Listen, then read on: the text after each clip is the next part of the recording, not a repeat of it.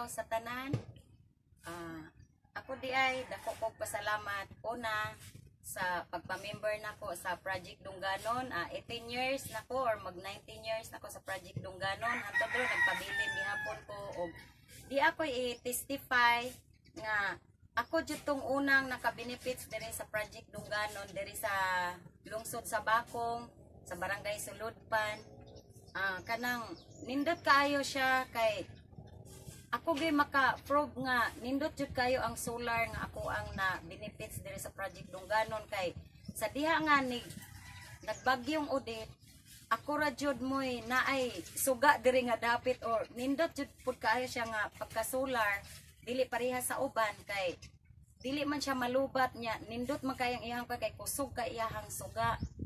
nya dako pud ko kalipay nga naa ni siya nga solar kay bisan pa man sa mga radio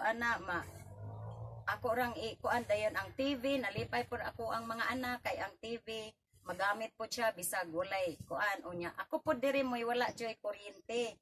ug nagpasalamat jud kog dako nga naka benefits ko ani ug nakatabang po jud po ko sa kuang mga silingan sa dihang nagbagyo kay diri sila bisan og mga cellphone diri sila nang charge mao jud nang ako agyong pasalamatan ang Project Dunganon og sa mga produkto ni ining solar